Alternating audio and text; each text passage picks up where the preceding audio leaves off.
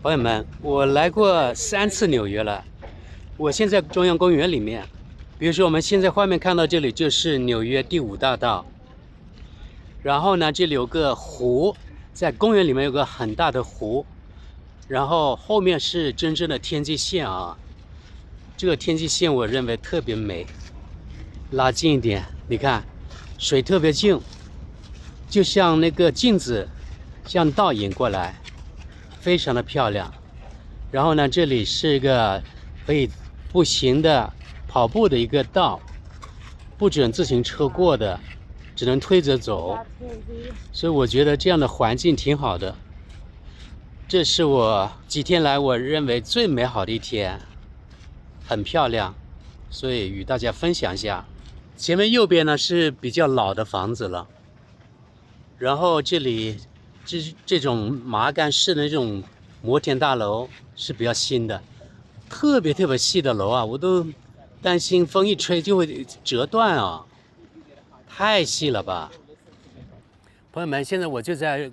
纽约中央公园里，背景呢就是中央公园旁边的房子啊，天际线，我认为呢非常漂亮。在中央公园里面的这个湖也比较大。然后呢，我转一下，现在我们画面后面呢就是美国的第5大道。现在我一边走一边跟大家说说今天的话题吧。有的网友有部分啊，在咱们频道下面留言说，不要老是拍纽约的阴暗面，要给大家看看，比如说像这种富人区啊、第5大道这种，现在就给大家看看。但是我可以非常肯定的告诉大家，像这样留言的人啊，我相信啊，99%的人都没有能力住后面这样的房子，或者住这样后面的房子，没有能力，绝对没有。因为像那种呢，绝对是富豪才能住得下的啊，其他人一般没有能力，普通工薪阶层，你想都不用想。像纽约这种中央公园，还有西方的吧，这种公共的公园，一般都不会像国内那样弄得特别的，精雕细琢啊。他们这里都是野蛮生长状态，比如说在这里啊，没有专门去种什么花呀、草呀，都是这样野蛮生长出来的。然后呢，这树，也不是特别的剪什么枝条啊、造型啊。应该是它自然怎么生长就怎么样。有的树特别大，有的树可能环抱起来要1、2个人才环抱得过。总体来说，就是一种随它自然生长的状态，然后呢，投入的人力几乎都没有。我走了大概20分钟了，连一个公厕都没有看见，所以在美国，在纽约这里啊，入厕是个非常大的问题，真的很不方便。这点来说，我觉得国内好太多了。不过另一方面，我觉得这里的自然环境啊，这个中央公园自然环境真的非常的好。所以也就一点都不奇怪，为什么中央公园4周的房子那么的贵。这个公园它的面积啊，一共有大概3.5平方公里，3.4多啊。也就是说，你这样用乘法吧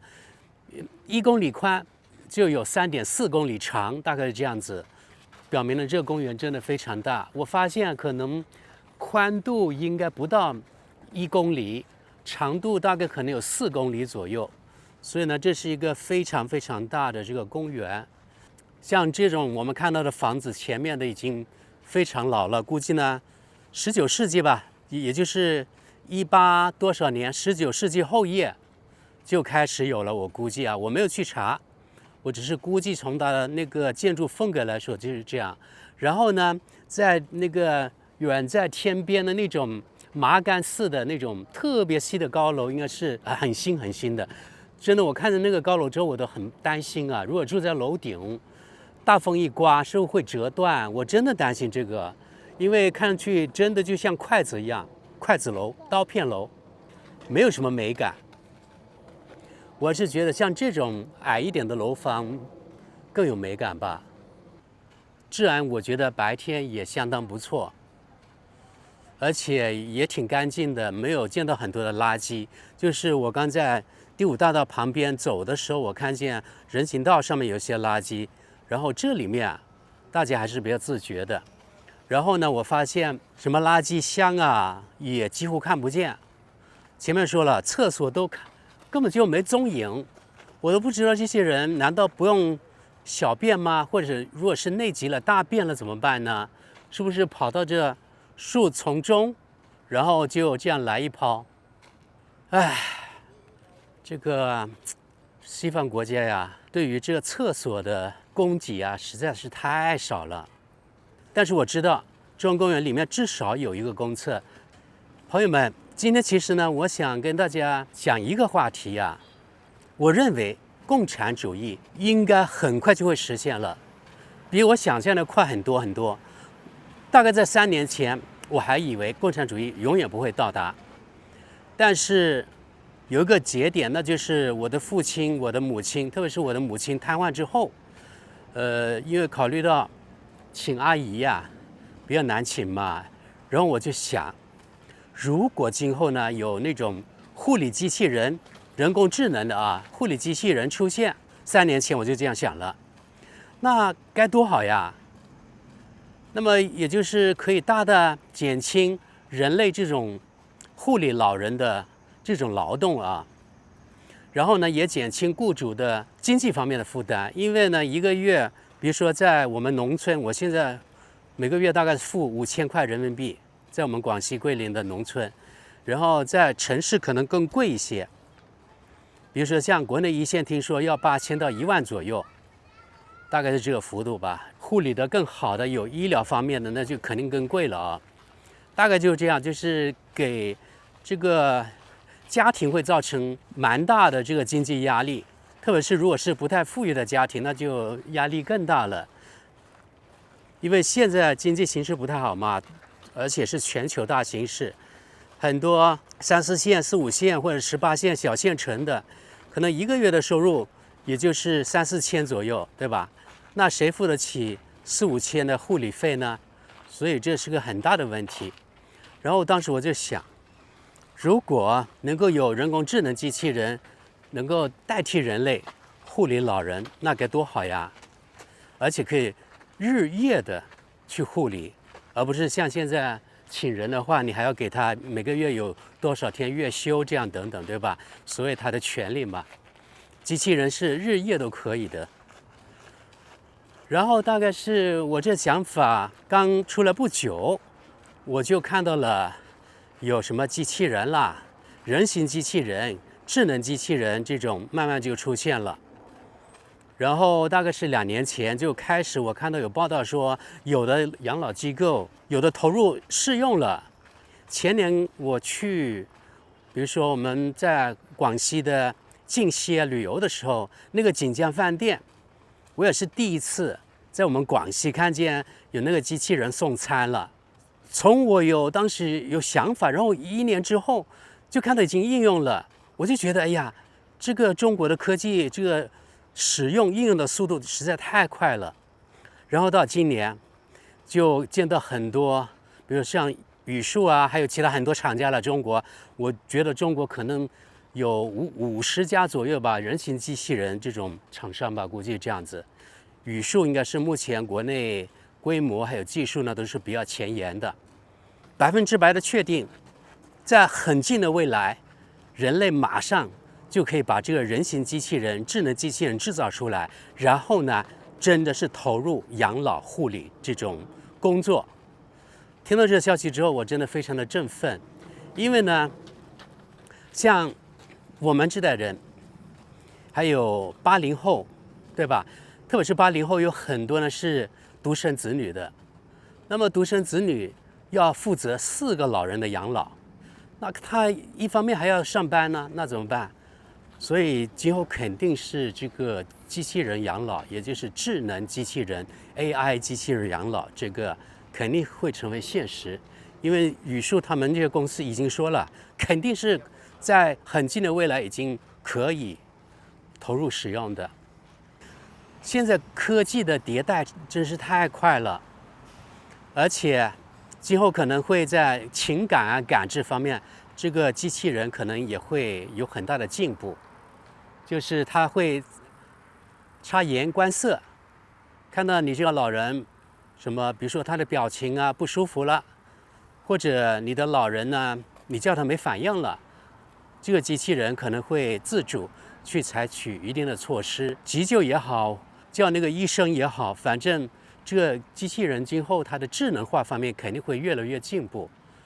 没有意外的话，99.9%的话会取代人类这护理方面的工作。所以我觉得今后呀，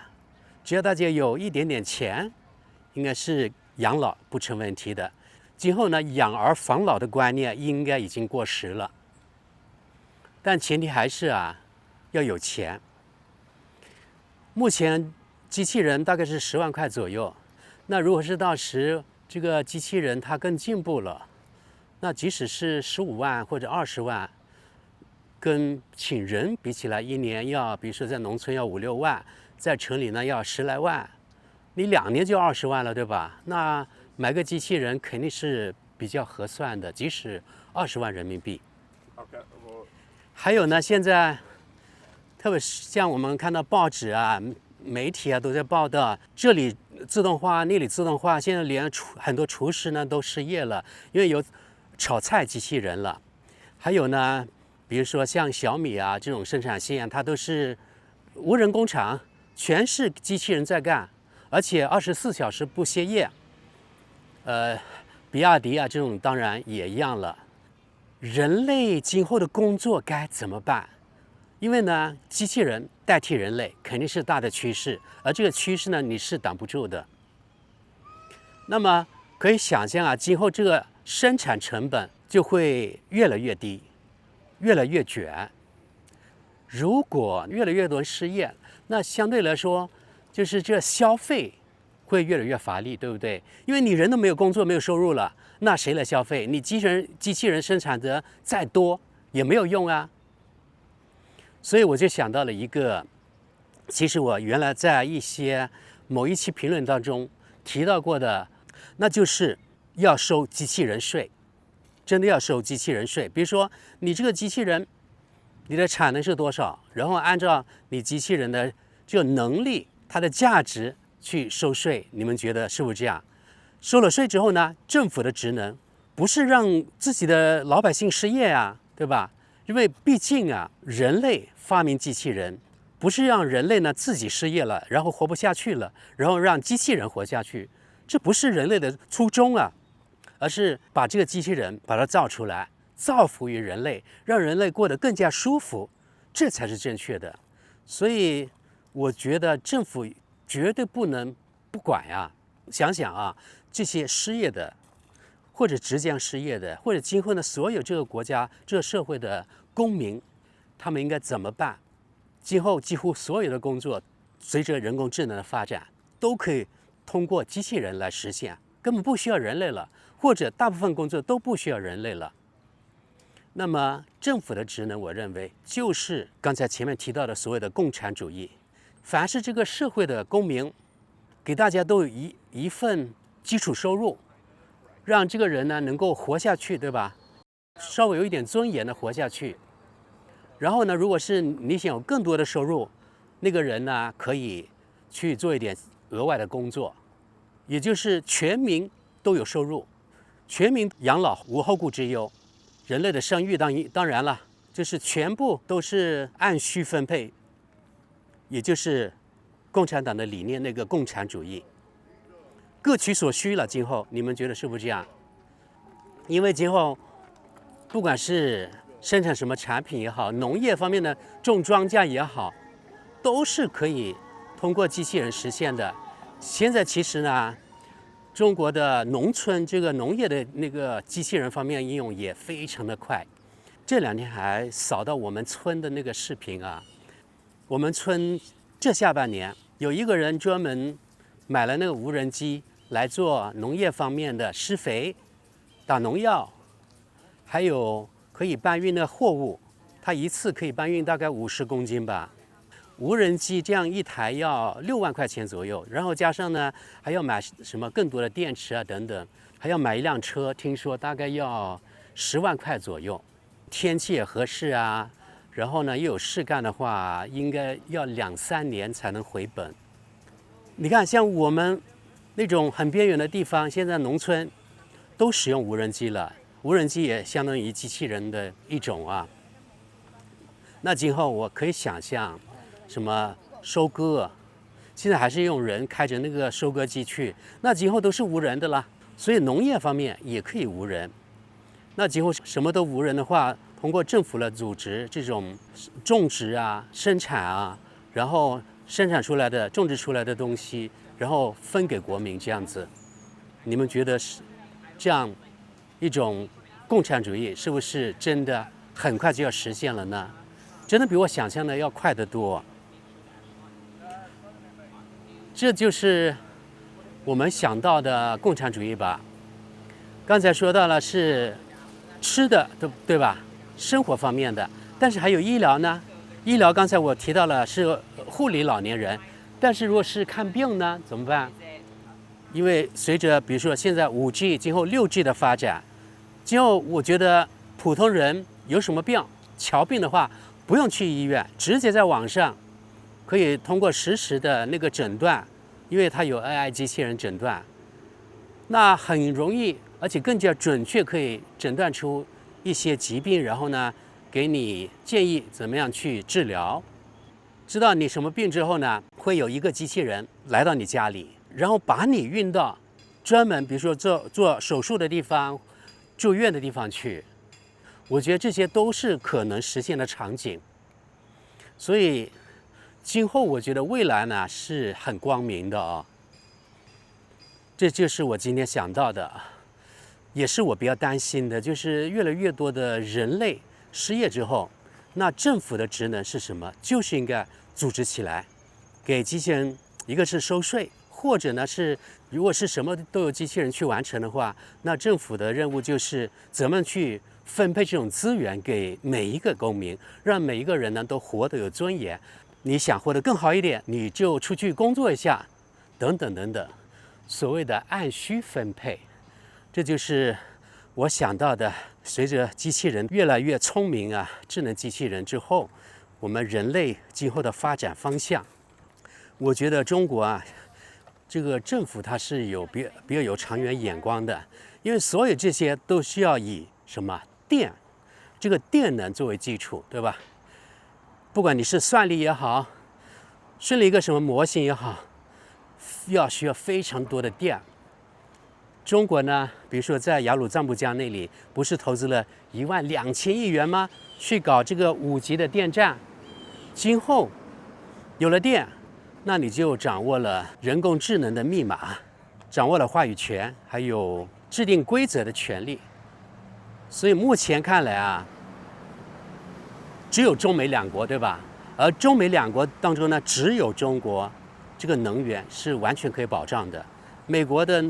整个能源体系，你们也知道，其实是比较落后的，而且它没有那种国家战略。所以从这点来说，中国呢，它是有制度方面的优势，而美国没有。因为4年一届，你们也知道，你看特朗普是怎么做的，把原来上届拜登的归零了那些政策，对不对？而中国呢，不管你是哪一届的领导上届，只要前任制定的这个长期的规划，一般都会执行下去，而不会出现断层。今后啊，随着 AI 人工智能的发展，全世界第一个实现共产主义的，不出意外的话，就是在中国。好的，你们觉得是不是这样呢？你们同不同意？就是今后呢，每个人都会活得有尊严，只要一个政府它那个管理有方的话啊，会让每个国民都有吃的、有住的，对不对？因为所有的工作今后肯定可以通过人工智能、通过机器人完成它。而且我作为没有后代的人啊，虽然我有自己侄女啊、侄子啊，但是对养老我还是有一点担心的。不过现在知道这个科技的发展之后，我一点都不担心了。唯一需要的就是从目前看来，要准备一点钱而已。目前看来哈，还没有哪个国家的政府真正的实行了这个，也就是呢，向机器人收税，然后呢，把这个资源统一调配、分配给国民，安排国民的生活，特别是那些失业人口的生活，这是一个特别要注意的方向。否则，如果是越来越多的人失业，那这个社会到时会乱起来的，因为老百姓活不下去了，你光有机器人有什么用，对不对？那说到这点，今后呢，这个所谓的人口红利也不需要了，因为都是机器人去干了，你人多人少，这个国家我觉得不是那么重要，对吧？所以所谓的人口萎缩、人口老龄化，今后呢对中国也并不是什么很大的坏事，我认为。当然，我的考虑呢也没有你们那么全面，我非常欢迎大家来说说你们的观点吧。这个公园真的很大，我刚才起码走了20多分钟了，一直还在走着。来到这另外一个湖边了，还是他们连着的。这里有点像森林幽静了，现在。而且到现在为止，我一直还没有看到那个厕所。其实我有点想上厕所了。你看，这个角度景色又不一样了，越来越幽静了。这里，这公园是开放的啊，晚上可能有人在这里面吸毒也不一定。我肯定是晚上不敢进来的，有点像探险一样了。大家能够想到吗？这是中央公园里面啊，朋友们，我们回到这个人工智能以及机器人啊，自动生产啊，你们肯定也考虑过，就是看到越来越多的人失业，那今后自己的生活怎么办，对吧？我也一直在思考这个问题。真的，我觉得政府的职能一定要注意这个啊，这是个非常非常严重的问题。如果大家都没有工作，或者很多人越来越多人没有工作，这个社会会乱起来。所以还是要以人为本，机器是服务人类的，而不是人类给机器让位，然后呢，人类自己活不下去了，这样子就本末倒置了。好的，朋友们，今天就是我想到的，很可能呢，中国是世界上第一个实现共产主义的国家，就是拜托于人工智能以及机器人的发展。你们觉得呢？希望大家呢说说你们的想法吧。感谢大家呀，我们下期见。